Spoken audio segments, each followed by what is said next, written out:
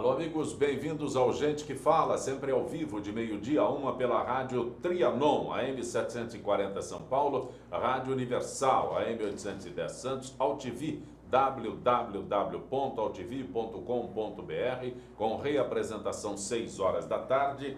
Também TV Guarulhos, canal 20 UHF, canal 3 da NET, em Guarulhos, 11h30 da noite. Acesse nosso blog, conheça nossos colunistas e colaboradores, gentequefala.com.br, nossa fanpage, Facebook, /programa Gente que Fala. Para você participar, o chat no site da AltV, o WhatsApp é 974012235 e um telefone à sua disposição é São Paulo 115052-6622. Participando desta edição de Gente que Fala, cirurgião plástico, Dr. José Néder Neto. Dr. Néder, prazer tê-lo aqui. Prazer é todo meu, muito obrigado. Bom dia. Também conosco, ortopedista, traumatologista, Dr. Joaquim Maluf Neto. Dr. Maluf, bom tê-lo aqui. Igualmente, prazer, de volta, né? Sim, sim. Também o Dr. Néder de volta conosco. O senhor atualmente está no Hospital do Mandaqui. Isso. É isso? Só 30 anos. Só. Mas chefia lá, ortopedia, traumatologia, correto? Isso. Hospital, só 30 anos? 30 anos. Que maravilha.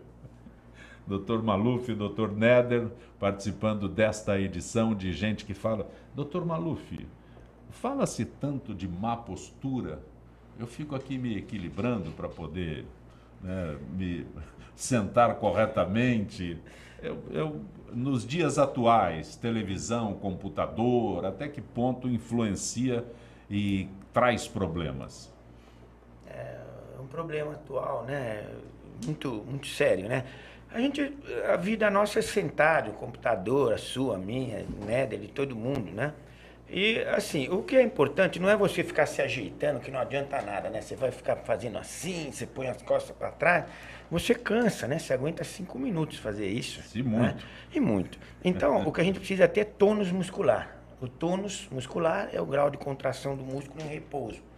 E você consegue isso com exercício físico regular, ou com RPG, ou com pilates. Então, esse é o certo, né? E você se posicionar da melhor maneira possível. Uma cadeira onde você fique com a distância certa da mesa, o mouse ou coisa que o valha numa posição que você seja funcional, que você não fique forçado. Por exemplo, você colocar a tela do computador ali, você fica assim o dia inteiro, vai ter problema, né?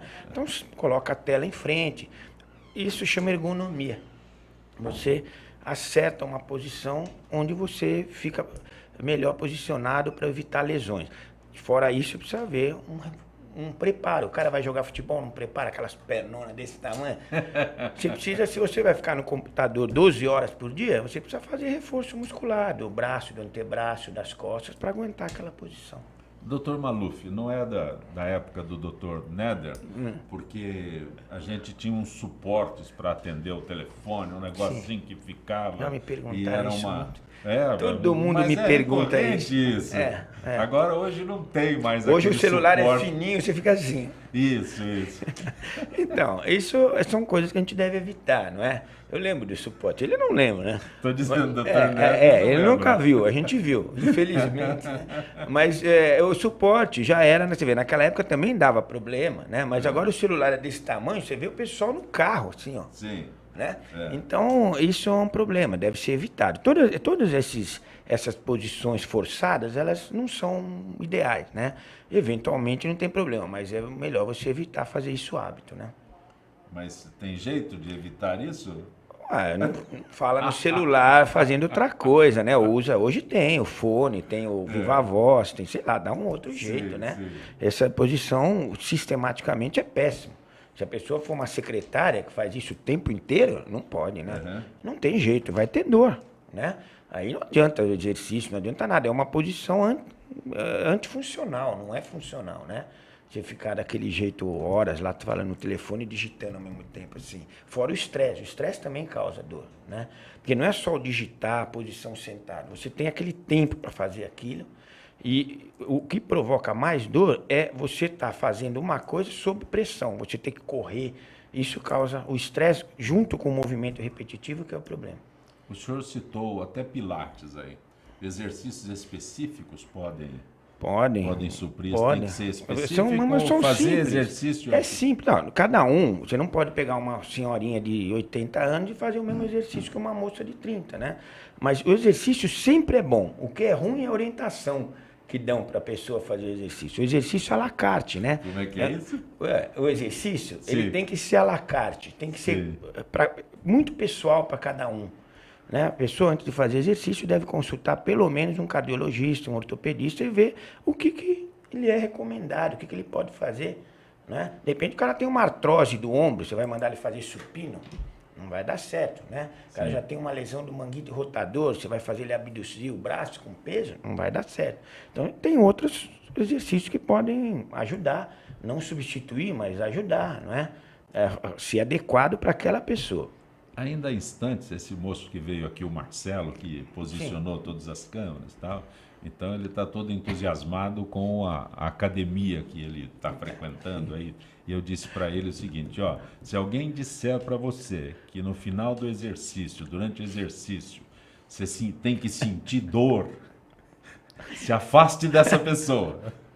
Que isso é uma grande mentira, mas isso acontece, né? Então, mas sabe, não é tão complicado assim, o pessoal complica muito, né? Eu não sei, ele é um rapaz jovem, me pareceu, né? Forte. Sim. Ele pode querer lá pôr 100 quilos no supino lá, ele vai fazer, não tem problema, desde que ele faça isso progressivamente, goste de fazer, seja bem instruído a fazer, pode fazer, né? Não tem problema. O exercício exagerado nunca é bom. Sob o ponto de vista médico, o que a gente recomenda não é o exercício atlético, né? O cara correr maratona, por exemplo, você pode ter vontade de correr, mas não tem benefício nenhum, né? Não faz bem para o coração, não faz bem para a perna, não faz bem para o músculo, estressa. Sim. Você pode ter fratura de estresse, você perde massa muscular. Agora, às vezes a pessoa quer ser maratonista, o cara é campeão olímpico, vive disso, né? A pessoa fala para mim, ó, você é médico, você põe na mão no sangue dos outros e fica falando da minha profissão, né? Então eu não estou reclamando da profissão dos outros, mas você fazer isso, eu sou cirurgião, ele também, você vai fazer jiu-jitsu, eu fazia, arrebentei todos os dedos, não conseguia pôr a luva para operar, então para mim não serve. Sim. Entendeu? Eu tenho que fazer uma coisa adequada à minha capacidade, ao que eu consigo fazer. O exercício, sob o ponto de vista médico, bom é o exercício regular, moderado e frequente. Dr. Neder, está ouvindo aí com atenção, também frequenta a academia, aquelas coisas todas? Sim, frequento a academia, jogava muito futebol, rompi 2 vezes o ligamento do joelho esquerdo, operei 2 vezes, nunca mais joguei futebol, que era a atividade que eu mais gostava de fazer. Aí eu troquei pela natação, que a natação não vai ter o impacto e não vai prejudicar meu joelho. Então hoje eu faço um fortalecimento muscular na parte da musculação e faço a natação também para evitar também problemas como o trauma. Por isso a gente precisa dos membros para operar todo dia. Para evitar chegar lá no hospital do Mandaqui. Para evitar ter que procurar o Dr. Neto lá. Se precisar, tá jovem, mas tomara que não precise. Tomara que não precise. Dr. Neto, o que é sutura silhuete, é isso? Isso. Dentro das técnicas de rejuvenescimento facial que existem várias técnicas, essa é uma das técnicas de rejuvenescimento, que é uma passagem de fio na face. Quando isso ocorre? Com o envelhecimento, as estruturas da face vão cedendo e vamos criando rugas de expressão e marcas de expressão.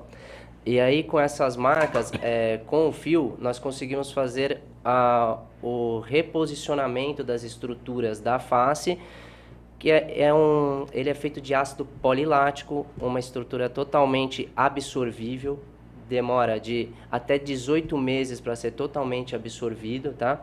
Quando a gente passa o fio, ele tem uns ganchos que eles fazem o reposicionamento das estruturas da face para o local onde deveriam estar, e nesse local ocorre uma cicatrização. Tá? Aí, com o passar do tempo, ele começa a ser absorvido e com essa absorção, ele estimula a produção do colágeno na face, melhorando também a hidratação e a textura da face. Ele supera a lei da gravidade? Jamais, nada supera a lei da gravidade. O que a gente faz? A gente retarda um pouco o efeito que ela nos trouxe. A gravidade nos traz esse efeito de envelhecimento, a queda dos tecidos. E aí nós conseguimos reposicioná-los novamente no local de origem. Sim. E ele volta a ceder do local que foi reposicionado novamente. Este é o rejuvenescimento? Esse é um dos tipos de Uma técnica, rejuvenescimento, né? rejuvenescimento facial, e ele é associado a alguns outros, como preenchedores, como toxina botulínica, peelings, laser, outros tratamentos que eles são complementares. Tudo isso ajuda no rejuvenescimento facial. E quando chega a época para uma cirurgia, podemos utilizá-las também, uma cirurgia de pálpebras, que é a blefaroplastia, faz parte também do rejuvenescimento facial. A papada, que muitas pessoas reclamam, que começa a aparecer papada, temos a técnica de rejuvenescimento facial do pescoço, temos o lifting de face também, todos eles em conjunto são técnicas de rejuvenescimento facial e cada um vai ser utilizado de acordo com a idade e com a necessidade de cada paciente. Quando eu falei na lei da gravidade, né, todos os tecidos, né, os músculos, não sei Sim. qual é o termo correto, né, eles vão cedendo, né? Então aquela pele jovem, que eu tive há vários anos atrás, é impossível mantê-la Sim. por causa disso, né? A gente não dá muita importância, só descobre muito tempo depois. Com certeza. Com o passar do tempo, o nosso organismo diminui produção de colágeno, produção de ácido hialurônico. São as... Isso pode ser reposto? Então, Colágeno? são os produtos que produzimos, que ele faz o quê? Ele ajuda na hidratação da pele, na consistência da pele e na jovialidade, né? Então, essa reposição hoje está sendo feita com preenchedores, com esses fios que quando eles começam a ser absorvidos, eles estimulam a nova produção do colágeno e do ácido hialurônico. Então, com isso... Gostaria que o senhor esclarecesse melhor esse fio. Eu não entendi direito. Eu sou leigo, né? Sou assim, curioso, mas leigo. Por que o senhor está... Bem curioso. O que acontece? Quando a gente começa a ter... Quando começa a ceder as estruturas da face, começamos a ter marcas de expressões, como o bigode chinês, aqui que a gente chama de bulldog, né? Começa a fazer Sim. aquela marquinha inferior aqui nessa região, e a gente tenta reposicioná-las. Como que faz? O fio, ele tem uns cones, existem fio com ganchos, existem fios com cones, e a gente passa esse fio e através dos ganchos a gente puxa a pele. Então tem um reposicionamento da pele para o local que ela deveria Isso estar. é na face sempre? Isso, não, ele está sendo usado em várias regiões do corpo, mas o mais utilizado é na face. Tá tendo trabalhos para ser utilizado em mama, para ser utilizado em região de umbigo, e tem vários trabalhos que estão sendo realizados no momento. Mas o mais utilizado é em face e pescoço. O que mais, quando deveria ir a um cirurgião plástico, né? O que mais, primeiro, o homem vai muito em cirurgião plástico? Olha, nos últimos 5 a 7 anos, a demanda de procura de cirurgia plástica pelos homens aumentou em aproximadamente 30%. Agora, o que nós, os homens, procuramos numa cirurgia plástica? Aí depende, 30 anos. Né? Aí depende da idade. Tá? Temos os jovens e adolescentes que aparecem mais com problema de ginecomastia, que seria aparecimento de mamas em homem, a famosa que a gente chama de tetinha, né, em homem. É o termo popular utilizado, né? Então essa é a cirurgia mais procurada por jovens e pré-adolescentes e adolescentes. Tá? O passar do tempo, aí vai depender do que está incomodando cada um. Entre 30, 40 e poucos anos, tem aqueles homens que não estão muito contentes com aquelas gordurinhas localizadas, acabam procurando uma lipoaspiração para usar, porque eles têm uma atividade física constante, têm uma alimentação correta, mas não conseguem se livrar daquela gordurinha que incomoda. Aí eles procuram um procedimento de lipoaspiração. Passando o tempo, temos a cirurgia das pálpebras, a blefaroplastia, aí tem cirurgia de orelha, também muito utilizada em homens, jovens, mais jovens. Orelha para reparação. Para reparação também. Então, assim, são procurados por homens. Não é uma estética, né? Eu quero ficar mais bonito. No caso da orelha... É que assim, eu como cirurgião plástico, eu entendo a estética como um resultado que eu tenho de um tratamento de algo que não estava bom. Sim. Entendeu? Então, eu estou sempre fazendo uma correção. Pois não. Eu acho que ele está falando de orelha de abano, tem homem que tem orelha com deformidade, aí o cara Sim. não Mas fica aí feliz. nesse caso específico É reparadora, sim, né? mas Cirurgia reparadora. Reparadora, eu acho que ele vai explicar melhor. eu acho assim, a cirurgia plástica ela é sempre reparadora. É. Se o senhor vai lá procurar uma cirurgia da pálpebra, porque está com excesso de pele na pálpebra, aquilo é um problema que teve na pálpebra. Teve uma queda e um excesso de pele na pálpebra, às vezes uma frouxidão muscular da musculatura que envolve a pálpebra, e isso tem que ser tratado. Esse tratamento vai ter um resultado estético, mas não é apenas uma cirurgia estética, Sim. também é uma cirurgia reparadora. E todas elas trazem em si um bom resultado estético e um rejuvenescimento. Rejuvenesce, não? Rejuvenesce. Depois preciso... Não sei se vai ter jeito. Doutor Maluf, não tem jeito, né, doutor? Doutor Maluf, o problema é que parece que algumas pessoas que têm, né, de uns tempos para cá, recorrem à cirurgia que é joanete. Até pouco tempo atrás, quem operava joanete era ele, cirurgião plástico. Os caras Sim. operavam joanete, não é da época dele, mas teve uns antecessores dele aí que com certeza operavam, né? O que é exatamente joanete? O que Joanete, é? o nome correto é hallux valgus, né? Sim. O desvio do dedão para a parte lateral do pé, com aparecimento daquele bunhão, ele está aparecendo na Sim. figura ali, aquilo é um joanete, né? Às vezes é muito doloroso, a gente não sabe por que tem mulheres que têm um joanete que nem essa pessoa que está aparecendo aí, é um joanete moderado, né? Sim. E às vezes tem muita dor, e tem pessoas com joanete mais acentuado sem tanta dor, né? E isso se deve a uma série de fatores, o uso que se dá ao pé, o uso do calçado, a própria sensibilidade, o limiar de dor de cada um, né? O grau da deformidade, presença junto com joanete de artrose, osteoartrose da metatarsofalange, isso também influi na dor. Então, quando o joanete ele é doloroso e às vezes esteticamente, eu já tive meninas lindas, falaram, doutor, eu nunca fui à praia porque o meu pé é esse aqui, um pé horrível, né? Sim. Então, às vezes você falar que só vai operar porque dói, às vezes não é verdade. Às vezes a gente opera essas moças com o pé muito feio, porque até psicologicamente para elas é importante, né? Então você só opera joanete quando dói ou quando há uma necessidade estética muito premente. Mas tem alguma causa específica? O joanete, ele tem várias causas, ele é multifatorial. A genética com certeza é bem estabelecida. Por que a pergunta? Porque muitas vezes se diz que a mulher, usando salto alto e tal, Sim. causa joanete. Causa mesmo, é um Mas fator não tem de- homem usando salto alto. Então, Mas tem muito mais joanete em mulher do que em homem. A gente Sim. opera, acho que, eu não sei exato, mas 10, 12 mulheres para um mas o homem. opera. calçado até que ponto? O calçado influi muito. Você tem uma coisa, eu acho que eu já te falei isso. No Japão não tinha joanete no pré-guerra. Depois da Segunda Guerra, o Japão se ocidentalizou muito. As japonesas começaram a usar salto alto e usa hoje em Tóquio, por exemplo, você vê todo mundo de salto alto. O índice hoje de joanete em Tóquio e em Nova York é igual. Então, isso provou que realmente o uso do calçado por longo tempo, de salto alto e bico fino, influi no joanete. Isso é sabido hoje, é bem estabelecido. Não é a única causa. Tem mulher que está vendo a gente, está falando, pô, mas eu usei salto a vida inteira e não tenho joanete. Sorte sua. A tua predisposição para ter era tão Aí pequena. a genética. É um fator genético, um fator do mau uso do calçado, o quanto se usa. Tem pessoa que usa salto alto eventualmente. Tem mulher que usa aquele salto, são baixinhas, usa aquele salto de 15 centímetros o dia inteiro, todos os dias. Aí, com certeza, é pior, com aquele bico fino, né? Bico social, realmente influi. Não tem dúvida nenhuma. Não há tratamento clínico.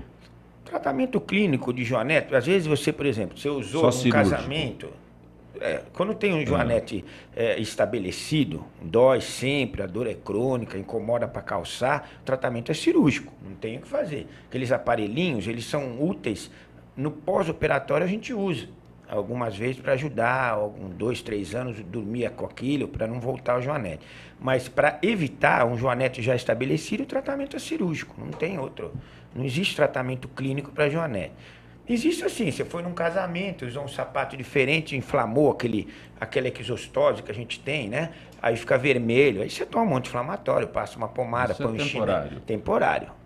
Se usar de novo, vai doer. Não é mais a área do doutor Néder? Não é mais, faz tempo. Agora quem faz não é área nem de ortopedista mais, de qualquer um. Hoje quem opera é cirurgião de pé mesmo. É muito específico, não é fácil, é uma cirurgia difícil. Tem umas 103 ou 104 cirurgias para Joanete. O que quer dizer isso? Nenhuma é muito melhor que a outra. Então você acaba com muito tempo de janela, tendo um arsenal. Então você tem aí 7, 8 cirurgias que você precisa estabelecer para aquela paciente, após um estudo radiológico e clínico, um exame clínico bem feito do pé, para você conseguir fazer uma cirurgia o mais adequada possível. E às vezes você faz tudo certo, absolutamente como deveria ser feito e não dá certo. Doutor Néder, já indica direto para ele, é isso? Não é mais cirurgia plástica? Com certeza. A medicina está cada vez mais especializada e dividida em áreas, né? E cada área tem seu especialista. Então, para que eu mexer numa área que eles estudam só essa parte, que é o pé? Então, é a área deles mesmo, é eles que devem se realizar esse tipo de cirurgia. Especialização? Sim, é como cirurgia da mão. Cirurgia da mão, tanto o cirurgião plástico como o ortopedista fazem. Só que, após fazer ortopedia, ele vai lá e faz especialização em mão. E após fazer cirurgia plástica, eu posso ir lá e fazer outra especialização que é em mão. Então, é mais uma especialização. Não é que eu, por ser cirurgião plástico, vou operar a mão. Não, tem mais uma especialização. E aí as duas áreas podem atuar, mas com igual estudo e trabalho e técnicas, tudo isso. Porque meus colegas de televisão costumavam fazer cirurgia na mão para poder mostrar mais a mão em televisão, esse tipo de coisa que eu nunca imaginei que fosse possível. Ainda se recorre a isso? Olha, tem pessoas que fazem um outro preenchimento na mão ou tirar um pouquinho de excesso de pele, que às vezes dá, às vezes não, Sim. Mas isso para diminuir um pouco o envelhecimento das mãos, né? Algumas técnicas de retirada de manchas ou de pintas das mãos, mancha senil, tudo né? mancha senil. Mancha senil, o paciente procura muito a gente para ver, a gente manda para dermatologista. Isso a gente faz um tratamento. É muito difícil a gente fazer isso. A dermato lá com os cremes, alguma coisa, né? Eles costumam aí dá uma aquelas manchas senis, sabe? Aquela mancha cor de não sei ainda. Alivia as manchas, alivia isso e traz um rejuvenescimento, uma melhor aparência. Todo mundo quer ficar jovem. Não sei se é ficar jovem, mas ao menos retardar o envelhecimento, né? Diminuir as marcas do tempo, né? Sim. Então, acho que todo mundo busca por isso hoje em dia, a maioria das pessoas, mas acho que é só para um retardo mesmo do envelhecimento, não só apenas quero ficar jovem, acho que não é essa a intenção. Você vai chegar no tempo que você vai falar quero ficar jovem. Dr. José Néder Neto é cirurgião plástico, o Dr. Joaquim Maluf Neto é ortopedista, traumatologista. Os dois conosco aqui nesta edição de Gente que Fala. Dr. Néder, cirurgia bariátrica, hoje eu posso dizer que é uma cirurgia de moda? Olha, eu não sei se é uma cirurgia de moda, ela chegou até a ser moda, mas hoje em dia os conceitos estão bem estruturados, tem que ter indicação de operar, tem que ter um certo índice de massa, IMC, que a gente chama, né, índice de massa corporal, que refere a quanto à obesidade mórbida, ao grau de obesidade da pessoa, tem que fazer as tentativas antes de reeducação alimentar, atividade física, para ver se tem um emagrecimento sem precisar da cirurgia, um acompanhamento psicológico. Então, assim, existe uma regra a ser seguida, né? E as pessoas que têm indicação de realizar a cirurgia, vai ser realizada a cirurgia. Então, não é assim, tá na moda, eu vou operar porque eu tô gordinho. Isso não pode, não existe. Doutor Maluf, às vezes há necessidade da indicação, no caso específico do senhor como traumatologista? Sim, artrose de joelho, a gente vê em obesidade muito, né? Artrose do quadril, problema de pé, lesão do tendão tibial posterior, o pé plano adquirido do adulto, 70% são senhoras gordas, né, depois da menopausa. Então, eu já indiquei para muita gente ir procurar um cirurgião especializado, um cirurgião que faz cirurgia bariátrica, porque ajuda muito, inclusive para problema de coluna e tudo. Então, é necessário, às vezes, não adianta você pôr uma prótese numa pessoa de 180 quilos. A prótese não vai resolver o problema dela, não é? Então ela precisa primeiro ter um peso adequado para a gente depois usar uma prótese. Provavelmente se ela tem artrose do joelho, vai doer, vai ter que pôr a prótese, mas não adianta eu colocar nessa pessoa, não vai durar 2 anos a prótese. Então é muito importante também para ortopedia, sim, a cirurgia bariátrica. Doutor Neder, eu perguntei sobre cirurgia bariátrica, se a plástica após a bariátrica é indispensável. Olha, para a maioria das pessoas deve ser indispensável, né? Porque sobra muito excesso de pele, sobra aquele avental em abdômen, as mamas cedem, sobra pele entre as coxas, na maioria das vezes no braço. Então, assim, isso acaba incomodando a maioria das pessoas. E o jeito de resolver isso é retirada do excesso das peles com uma cirurgia plástica. Então, na maioria das vezes, se torna indispensável. Por quê? Esse excesso de pele também, às vezes, até antes do emagrecimento já ocorre isso, essa pessoa pode ter locais com assaduras, locais com feridas pelo atrito daquele avental ou daquele excesso de pele todo de gordura, né? E aquilo causa um atrito aí com calor, muita transpiração, assadura, ferimentos, e isso acaba causando, a pessoa vai ter constrangimentos quanto a isso e vai causar problemas de saúde a ela. Então a gente participa desse tratamento também após o emagrecimento e a manutenção do peso. O Dr. Maluf fez referência a braço, mas imediatamente alguém que passe por uma operação, uma cirurgia bariátrica, eu que sou leigo imagino que a preocupação dele seja o abdômen. É assim, a maioria das pessoas, após uma cirurgia bariátrica, tem bastante excesso de pele em abdômen, tem a queda das mamas, e coxa e braço aí depende, é um pouquinho mais específico, não são todas que tem tanto excesso nessa região, né? Pelos estudos a gente vê que o mais operado realmente após uma cirurgia plástica, a bariátrica, é o abdômen, é a cirurgia do abdômen, e a seguir são a cirurgia das mamas. Tá? Então a gente faz o tratamento, a retirada da pele, mas para isso o paciente já tem que ter perdido todo o peso estipulado pelo cirurgião da cirurgia bariátrica. Então você tem uma meta a ser cumprida. Então nós vamos fazer a cirurgia bariátrica, seu peso ideal seria tantos quilos, vamos chegar nesse peso em mais ou menos tantos meses. Eles traçam uma meta e vão atrás dessa meta. Conseguiu o total emagrecimento, o ideal é estabilizar esse peso por mais ou menos 6 meses para poder depois se submeter a uma cirurgia plástica. O senhor está falando em períodos, nós estamos em fevereiro, por exemplo, alguém que passe por uma cirurgia bariátrica agora em fevereiro. Sim. Pode-se estabelecer um prazo, um tempo? Pode sim, por exemplo, o cirurgião bariátrico junto com a pessoa vão estipular uma meta, vamos perder 45 quilos em 6 meses. Então, depois de perder a pessoa conseguiu perder 45 quilos em 6 meses. Ela tem que manter por mais 6 meses, após isso ela pode operar. Então, em média de um ano e meio após uma cirurgia bariátrica, a pessoa pode começar a fazer as cirurgias plásticas, que devem ser feitas também aos poucos, porque não dá para tirar todo o excesso de pele do corpo de uma vez. Alguém que passe por uma cirurgia bariátrica agora neste mês de fevereiro, só poderá passar por uma cirurgia plástica em fevereiro do ano que vem. Eu tô sendo não tá sendo muito categórico, na verdade, né? Na medicina a gente não tem muito isso, muita certeza, não pode estipular muito metas e datas, né? Então, assim, a média costuma ser essa. A pessoa, de repente, perde tudo combinado em 4 meses, estabiliza em mais 6, ela operou em menos que esse período. Perfeito. Ou ela não perde nesse período e precisa de um período um pouco mais longo. Isso é muito individual de cada um. Ok. Algo acrescentado, doutor? Nada, perfeito. Nós estamos com o Gente que Fala, hoje o cirurgião plástico Dr. José Neder Neto e o ortopedista traumatologista Dr. Joaquim Maluf Neto. Nós retornaremos com o Gente que Fala em instantes.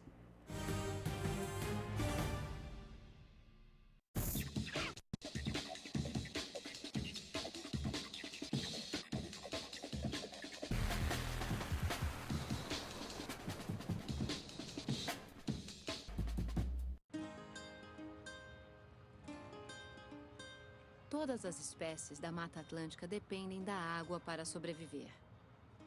Infelizmente, nem todo rio está para peixe. A qualidade da maioria dos rios nunca foi tão ruim. Mas existe uma espécie que está nadando contra a corrente para mudar essa história. O nome da espécie é Rafael. popularmente conhecido como Rafa. O Rafa possui hábitos diurnos e gosta de andar em grupo. Ele contribui pela limpeza da água dos rios no estado do Rio de Janeiro, seu habitat natural. Eu sempre tive uma relação com a água muito grande. A água ela é muito importante. Eu observar a possibilidade de uma melhoria da qualidade de água do local onde eu vivo é uma oportunidade muito grande para mim de crescimento e de realização. O projeto Observando os Rios é um programa que ele busca voluntários para analisar um ponto de um determinado curso de água e, a partir daí, fomentar um banco de dados virtual de acesso ao público. Só de você fazer qualquer tipo de sensibilização com um indivíduo, você já deixou um legado. Aquela pessoa, ela é um potencial educador, a gente já ganhou com isso. O Rafa é uma espécie fundamental na proteção dos rios da Mata Atlântica. E você, está no mesmo barco? A sua espécie já está catalogada? Acesse gpsmataatlantica.org.br e conte o que você faz pela Mata Atlântica.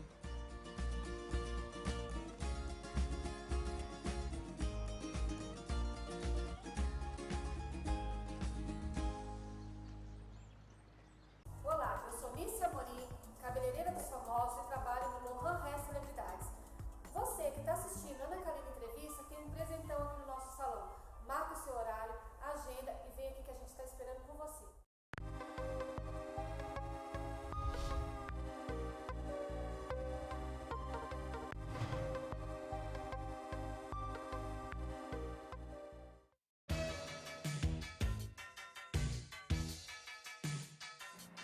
Eu sou o Ronaldo Luiz, jornalista e apresentador do Agropapo aqui na UTV.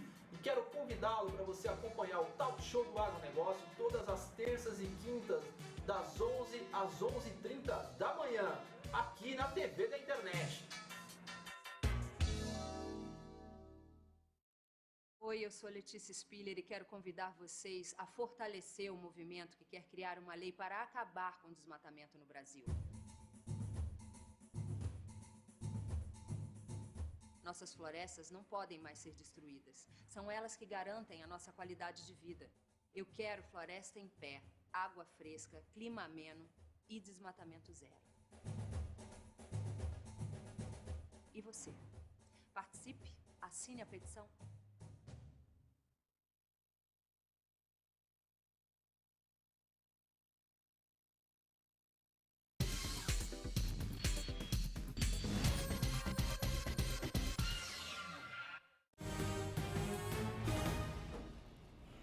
Você está conosco no Gente que Fala pela Rádio Trianon, AM 740 São Paulo, Rádio Universal, AM 810 Santos, AltV, www.altv.com.br, com reapresentação 6 horas da tarde. Também TV Guarulhos, canal 20 UHF, canal 3 da NET, em Guarulhos, 11h30 da noite. Acesse nosso blog, conheça nossos colunistas e colaboradores, gentequefala.com.br, nossa fanpage Facebook/programa Gente que Fala. Na edição de hoje, o cirurgião plástico Dr. José Néder Neto e o ortopedista traumatologista Dr. Joaquim Maluf Neto. Dr. Maluf, e quando alguém insiste com o senhor que quer fazer determinada cirurgia? Eu posso, daqui a pouco eu dirijo a pergunta para o Dr. Néder, mas, por exemplo, próteses hoje em dia, né, eu não posso colocar que seja moda, mas é um recurso atual que não existia há algum tempo atrás, né? Essas próteses de quadril, de joelho, né? Essas são as mais comuns, não é isso? De ombro também. De ombro também. Tem tornozelo, mas é muito complicado. Mas já não é tão comum assim o tornozelo. O comum é resultado, joelho e quadril. Joelho, quadril e ombro são muito bom resultado. Sim. Cotovelo e tornozelo são exceções. E se alguém insiste demais com o senhor que quer Não existe isso. Não existe insistir demais. Posso apresentar vários... Não tem isso. A gente, cabe a nós orientarmos as pessoas corretamente. Você precisa de uma cirurgia, você faz a cirurgia. Se você tem outro recurso, você vai fazer outro recurso. A prótese tem uma idade razoável para ser feita, tem aquele paciente adequado para ser feito. Não é assim. O cara vai lá, olha, eu quero uma prótese, né? Agora tem na internet o Dr. Google e tal. Sim, o cara Dr. lê lá e grande concorrente. ele leva a prótese que ele quer para você. Sim. Olha, eu quero essa aqui, porque o cara escreveu na internet que pode jogar tênis 5 horas por dia, que não tem problema, né? Eu falo, então você procura esse cara. Não existe isso, né? É uma cirurgia grande, séria, ótima, de bom resultado, quando bem indicado para o paciente certo e o modelo de prótese correto. É Não que tem isso, quero fazer prótese. O senhor não vai lá. entende bem a influência do Dr. Google, numa área completamente diferente. Muito colega de vocês veio aqui, um cirurgião, um dentista, né? Ele disse que o cidadão foi nos Estados Unidos e comprou todos os dentes e trouxe para ele. Eu quero que o senhor coloque esses dentes. Tá, não dá, Então- né? Isso é muita ignorância, né? Não dá certo. Os senhores são profissionais extremamente competentes, mas não... Essas coisas acontecem, lamentavelmente. Acontece e cabe a nós orientarmos, né? Educarmos as pessoas, fazer umas coisas. A gente não quer nem acreditar que tem alguém que faça isso sem precisar, né? Sim. Não há essa possibilidade. Você tem que ter uma boa indicação e funciona muito bem. A gente faz muito Sim. quando tem indicação. sim. Nossos pacientes indicados. E quem tem que dizer isso não é só o médico, o paciente também. Que nem eu falei, tem paciente que tem dor. Não adianta você pôr a radiografia ou a ressonância e ver a radiografia ou a ressonância só. Você examinar o paciente, ouvir as necessidades dele, o que ele quer, o que ele pretende, qual a ideia que ele tem. Às vezes ele acha que vai pôr prótese e vai jogar que nem o Néder futebol. Não vai. Sim. Não vai. Então, você precisa explicar tudo isso, né? Tem que corresponder à expectativa real da pessoa e ter uma indicação absolutamente certa. Doutor Néder, transferindo a pergunta, tem gente que insiste, olha, eu quero esse tipo de Dele tem cirurgia, eu quero cirurgia... Dele tem mais. Deve ter, né? Deve ter alguém que certeza. chega e insista, não, eu quero fazer cirurgia na barriga, eu quero fazer Sim, cirurgia da mama. acontece e muito. insiste, e aí o senhor dá o diagnóstico, não é recomendado, aí eu mudo de médico. Acontece muito, as pessoas querem coisas que às vezes estão fora do nosso alcance, aquilo que a paciente deseja. Então cabe a nós explicar que aquilo lá não é possível ser realizado. É igual, estou com a mama muito grande, cedida, eu quero pôr no lugar, mas eu quero pôr prótese. Se ela está grande e cedida, por que eu vou acrescentar mais uma coisa se eu tenho que reduzir e reposicionar? Então, tem coisas que cabe a nós explicar para os pacientes que são leigos, eles querem uma melhora, claro, e cabe a gente informar. É igual o paciente chegar, doutor, estou com rugas em volta do olho, eu acho que tem os pés de galinha aqui, eu queria operar. Cabe a gente informar que uma toxina botulínica pode ajudar nesse momento. No próximo momento, que chega a hora de uma cirurgia de pálpebras ou algo parecido, vamos informar que é o melhor para o paciente. O senhor fez referência a essa cirurgia com fios absorvíveis, não é? Essa técnica é indicada para o rosto, o senhor disse também que é indicado no caso de mamas. Onde ela é mais apropriada? No rosto? Olha, o fio, ele é muito utilizado em rosto e pescoço, ele não é um procedimento cirúrgico, ele é um procedimento estético feito em consultório. Tá? Ele reposiciona as estruturas, na grande maioria das vezes da face. Ele está sendo bem utilizado por alguns colegas na região do umbigo, que tem gente que fala que está um umbigo triste para baixo, né? Esse comentário que a gente ouve dos pacientes. Como é que é? Umbigo triste? Os pacientes falam, doutor, meu umbigo está triste, ele está fazendo aquela curvinha para baixo. E aí, com o fio, está conseguindo também fazer esse reposicionamento e tirar essa marquinha que ele está para baixo, tá? Em mamas, existem estudos sendo realizados, mas não é utilizado assim de rotina em consultório não. Por enquanto está em fase de estudos. O custo é muito alto? O custo do fio ele é um pouco elevado, mas eu acho que para o resultado que ele consegue, eu pergunto sobre o custo. Não sei se é correto, mas parece que para o rosto o custo do fio é alto. No rosto se utiliza poucos. O fio ele é cobrado por fio. Então, Sim, você sim. compra a unidade do fio. Então, o fio ele tem preço por unidade. No rosto, se você for fazer só a parte do rosto sem pescoço, vai no mínimo 2 fios de um lado, 2 do outro. Vai usar 4 fios. Pescoço, iriam mais 2. Sim. Os estudos em mama estão usando acima de 10, 12 fios em cada mama. Então, aí acaba sendo muito inviável. dispendioso. Mas existem os estudos e, não sei, com o passar do tempo pode ser que se torne mais em conta também com a divulgação e maior utilização deles. Não sei, vamos ver como vai ser a evolução disso. Doutor Maluf, bursite. Esse negócio incomoda barbaridade, né? Bursite, o pessoal lembra do ombro, né? Dor do Sim. ombro, né? Então, é mais comum mesmo. Bursa é um tecido virtual, né? Mas não é só no ombro? Não, Não. o cotovelo, Já tem me assustou. o calcanhar, é comum. É. O joanete tem bursa, aquela que fica vermelha, Sim. que raspa, é uma bursite, é uma inflamação da bursa. É um tecido que produz, justa tendão, que produz um líquido para lubrificar o tendão nas dobras, normalmente, ou nas regiões que tem movimento. O quadril é muito comum, né? Bursite do quadril, aqui no trocânter, no grande trocânter, é uma bursite comum. Bursite isquiática, no isquio, onde a gente senta. O cara faz uma viagem longa num carro duro, senta num banco duro, uma pessoa mais magra, fica com dor no isquio, extremamente dolorido. Então tem bursite em um monte de lugar. Mas a gente imediatamente lembra de ombro. Quando... Ombro é mais comum. A etiologia das bursites, elas são diferentes. No ombro, ela é muito associada com lesão de um grupo de tendões, um caput que tem na cabeça do ombro, de 4 tendões, se chama manguito rotador.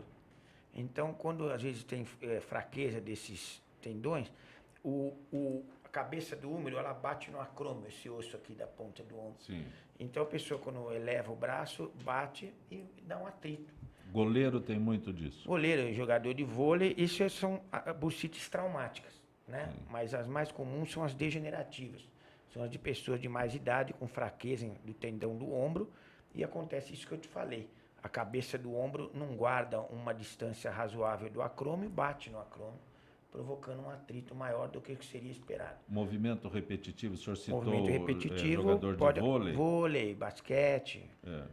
goleiro. Eu né? citei o goleiro, o senhor citou jogador de vôlei, basquete, handebol. Isso é movimento repetitivo. Repetitivo. São pessoas jovens, eles não vão ter lesão do tendão, não vão ter. O tendão é jovem. Porém, o movimento é tão vigoroso e repetido que esse trauma do tendão forçado, né? O cara vai sacar, ele põe o braço lá para trás, manda. E há uma desaceleração, é meio complicado, a gente podia ficar o dia inteiro descrever esse movimento. E isso vai lesando o tendão, ele perde um pouco a força e atrita no acrômio. E aí inflama a bolsa, aquele pequeno tecido justa tendão que serve para lubrificar. Aí ela inflama e dói. Como é que se corrige isso? Quando o paciente é arremessador, que a gente fala, tem muito no beisebol que a gente não tem. Mas na América é muito em lançador do beisebol. E você tem que fazer um reforço muscular, suspende a atividade por um tempo, pode fazer uso um tempo limitado de anti-inflamatório, gelo na fase aguda. O gelo tem que ser muito bem utilizado, 20, 25 minutos, cada 2, 3 horas, não fazer direto, que queima e piora. E o reforço do manguito rotador e da musculatura entre escápulo vertebral. Basquete causa isso? Basquete não é o que mais causa. Mais causa voleibol, basquete também, tem bastante, mas o voleibol e o beisebol são os dois. E natação também pode acontecer. Eu ia chegar na natação. Natação é muito frequente na natação, mas aí a gente não vê muito isso em nadador mais jovem. A gente vê em pessoas de mais idade que vão nadar, porque é um bom exercício, mas aí ela já tem um pouco de degeneração do manguito rotador, esse grupo de tendões que eu te falei, e aí a hora que ele faz aquela abdução que ele não está acostumado, seguidamente ele vai 2, 3 dias depois ter dor e vai no consultório. Isso é só clínico, tratamento clínico? Depende, se for só uma existe inflamação, cirurgia? existe. Quando é degenerativo, tem Sim. várias coisas. Porque o cara é jovem, às vezes ele tem o espaço subacromial muito estreito. Nós tem 3 tipos de acrômio. O mais comum, vamos dizer que ele é relativamente plano. O pior, ele é ganchoso. Então você tem mais traumatismo do manguito rotador nessas pessoas que é uma variação de anatomia, não é uma doença, mas que provoca um problema. Então, nesses casos jovens, você faz uma descompressão com artroscopia. Faz 2 ou 3 furinhos de meio centímetro, põe a fibra óptica, liga na televisão e com o shaver, aquele aparelhinho que gira assim, você faz o acrômio que é ganchoso ficar reto. Acabou o problema, está resolvido. Chama síndrome do impacto. Resolve-se, fica ótimo. A maioria dos casos de jovens é de tratamento conservador. Reforço muscular, educação do movimento, aperfeiçoamento do movimento, resolve. Nas pessoas mais velhas, há uma degeneração do tendão, podendo haver uma ruptura do manguito rotador, que são 4 tendões. O subescapular, o supraespinhal, o infraespinhal, o redondo menor. O mais comum de lesar é o que fica embaixo do acrômio, que é o subescapular. O supraespinhal, perdão.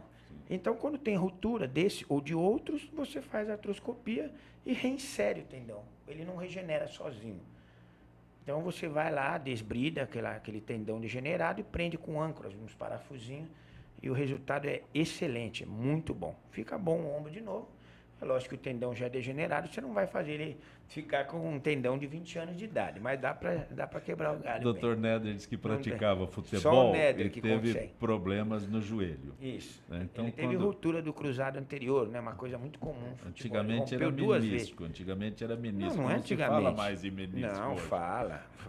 Hoje não jogo mais futebol por causa dessas lesões. Nunca mais joguei. 30% das lesões do cruzado são acompanhadas de lesão de menisco, medial ou lateral. Se for lesão crônica, é o medial. Se for lesão aguda, é o menisco lateral. É muito comum. E lesão da cartilagem da rótula, ou dos côndilos femorais, ou do platô tibial, é muito comum. Quando a gente tinha que o cruzado, menisco, ele é tá vamos dizer, o menisco. pivô, é o âmago da questão. Então a gente fala muito do cruzado. Mas as lesões associadas à lesão do cruzado são muito comuns. A gente, quando faz artroscopia para corrigir, a gente já arruma o menisco. Antigamente arrancava o menisco, né? Hoje a gente, se der para deixar um pedacinho, você deixa. Mas o menisco recupera, regenera? Não regenera uma grande parte, a não ser que seja... quando retirava ele? Não, quando retirar é proibido hoje retirar. Acabou. Dá uma artrose danada. O menisco tem uma série de funções, né? Sim. Entre as quais ele é um bom amortecedor. Amortecedor, distribui o líquido sinovial, ele ajuda estabilizador do joelho, quando você faz movimento rotacional ou de desaceleração. Ele tem uma série de funções importantes. E o Dr. Néder encerrou a carreira futebolística. Mas ele encerrou porque ele rompeu 2 vezes o cruzado, ele falou, não vou romper a terceira, que falaram para ele, ó, não tem de onde tirar tendão mais para fazer. Vai tirar da não onde? foi isso? Não tem mais, ó, já usou o flexor medial, usou o tendão patelar, agora acabou, só se tirar do outro joelho. Ele falou, ó, então chega. Ele é médico, não é bobo, nem nada, falou, estou encerrando. Já tinha concluído a medicina, já tinha... Quando se machucou Olha, ou não? Eu estava na residência de cirurgia plástica. Então... Aí eu treinava futebol e aí teve a primeira ruptura. E a segunda foi depois de plástico. Problema comum, né? Aí já a consciência tive já que operar determinou. 2 vezes, 2 anos seguidos. E aí é um pós-operatório meio chato, né? Não pode movimentar quase nada. Melhorou bem agora, viu?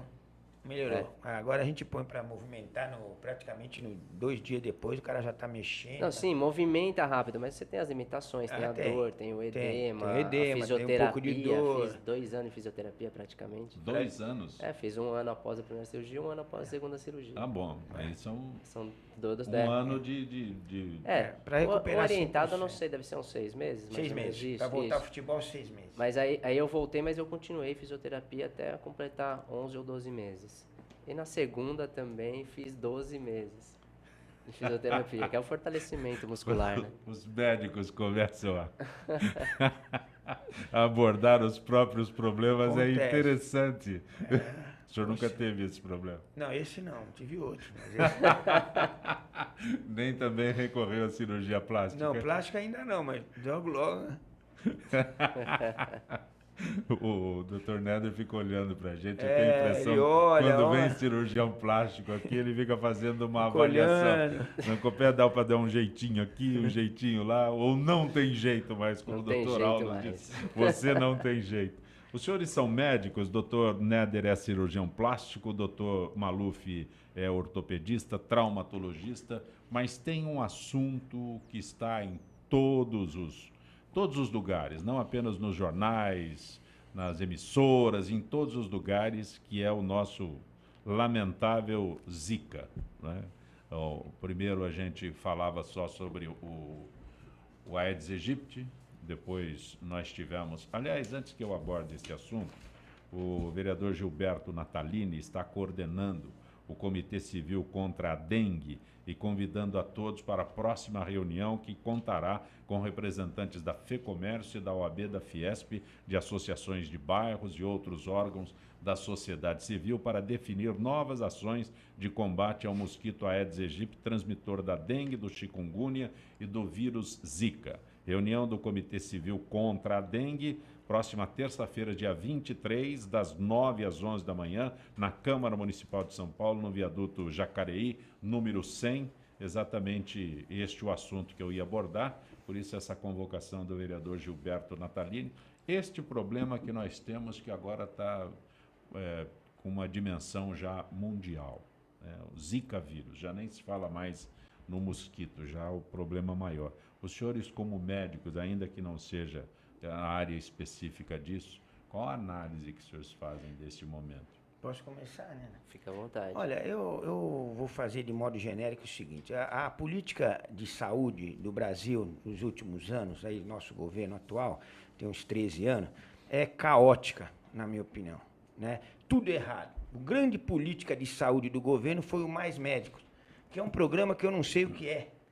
É trazer pessoas de qualificação duvidosa, como se isso fosse resolver alguma coisa no problema de saúde no Brasil. Qualquer terceiranista de uma escola razoável, porque eles estão tentando também avacalhar com as escolas médicas, né? Hoje você tem, além de cota, você tem residente de ginecologia em posto de saúde, tudo isso com aval do governo federal, que eu acho um absurdo. Então, cadê os médicos cubanos agora para dar conta disso aí? Cadê os médicos cubanos para fazer a pesquisa do Zika? Então, ninguém mais fala no médico cubano. Gastou-se uma fortuna. O problema do Brasil é de saneamento básico, é de educação do povo. A gente vê a mãe lavando roupa no rio, um menininho fazendo cocô no mesmo rio e o outro bebendo a água. Então, não há médico, que não é médico que dá conta disso. Morre-se no Brasil muito mais de diarreia, de desnutrição e desidratação pela diarreia dessas crianças do que de Zika vírus. Né? Ninguém fala nisso, passou a ser banal, porque faz tanto tempo que é assim, piorou tanto nos últimos 12, 13 anos, que ninguém fala disso. Então, o que precisa no Brasil é saneamento básico, educação, ensinar as pessoas a ter higiene, a não guardar tranqueira em casa, a tirar foco de água parada, que na verdade é sujeira. É sujeira. Sim. Então, é isso que está faltando para nós. Agora, o problema está colocado, vai ser de difícil solução. Nós temos um evento mundial, que é a Olimpíada, não sei como isso vai ser. O que resta-nos agora é tentar diminuir o mosquito. E agora, com essa conjuntura, está provado que o Zika tem a ver com microcefalia, pelo menos em algum grau. Nós estamos com uma série de crianças, um monte de problemas que nós já temos, acrescentamos agora a microcefalia, que é um problema gravíssimo para o resto da vida, né? Que vai demandar um dinheiro enorme. Nós ficamos anos e anos jogando dinheiro no mato com uma política que chama Mais Médico, que ninguém sabe para quê, ninguém mais fala de Mais Médico. Faz 6 meses que você não ouve mais falar de Mais Médico. Uma política falida. A culpa maior de tudo que está acontecendo hoje é do governo federal, que não soube e não sabe até hoje o que fazer em nenhuma área, muito menos na área de saúde. Doutor Néder, a tua avaliação sobre este problema que nós vivemos agora já é Zika vírus, já não se fala mais em Aedes aegypti, chikungunya, já é Zika vírus. Eu tenho que concordar com todos os comentários aqui do Dr. Maluf, excelentes comentários. Concordo plenamente que a falta de investimento e o desvio de verbas, todas essas corrupções que a gente vê por aí, também afetam demasiadamente a área da saúde. Esse programa também não tenho nem o que comentar, não tem fundamento algum sobre esse programa Mais Médicos. Sobre o Zika vírus, o que nós temos a fazer? Ajudar de acordo com as orientações que o governo está passando agora. Manter tudo limpo, não deixar água acumulada, jogar cloro ou areia nos locais que tem água, que possam acumular água, e deixar sempre bastante e tudo bem higienizado, sem acúmulos de lixos ou coisas que possam ser locais para a reprodução desse mosquito, que é o transmissor, o grande transmissor dessa doença do Zika vírus, né? E agora, tudo isso que ele está causando são novidades para todo mundo. Agora tem que realizar estudos em cima disso. Espero que as verbas não sejam desviadas para que possa realmente estudar aonde isso pode chegar, como se reproduz, como matar, como tratar e como vai fazer o acompanhamento vacina, disso, né? Daí. É a vacina aqui. Há a possibilidade de uma vacina mais real, recente? Possibilidade real da vacina, ainda não tem. Sim. Mas há uma possibilidade real. O MS enviou uma verba para isso, para a USP aqui, para a Unicamp, e junto com algum instituto americano que eu não lembro, eles vão tentar desenvolver. Eu acho que vão conseguir, mas quanto tempo leva lá? Uns 2 anos. O tempo que isso levar e a quantidade de pessoas, por exemplo, que vão nascer com microcefalia, isso vai ser uma perda muito grande para a população, porque vamos ter uma grande população com microcefalia, que isso vai gerar uma grande demanda de tratamento, de valores, de despesa, tudo isso. Prevenção. Nós não temos no Brasil, lamentavelmente, prevenção em nenhum dos lugares. É o que eu te falei. Sim, sim.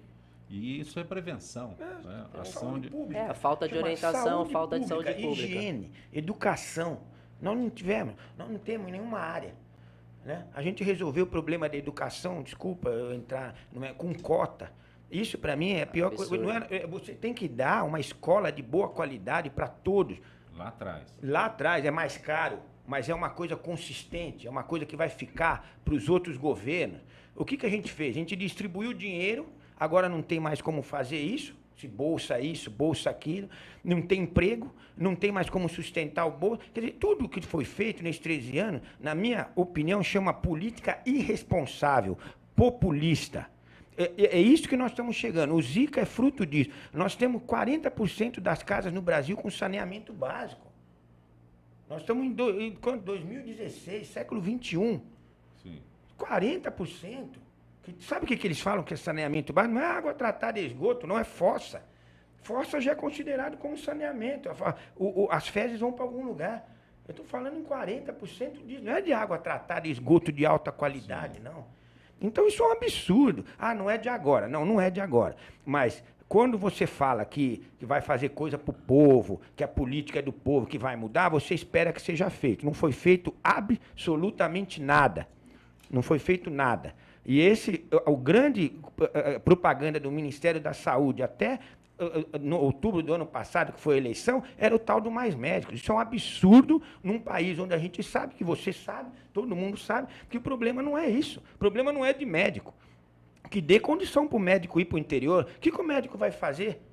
Não tem remédio, não tem vacina, não tem antibiótico, não tem posto para ele atender. Se a gente vê na televisão, posto com goteira, o que o médico vai fazer só para dizer que tem mais médico? Isso é uma política populista de baixa qualidade.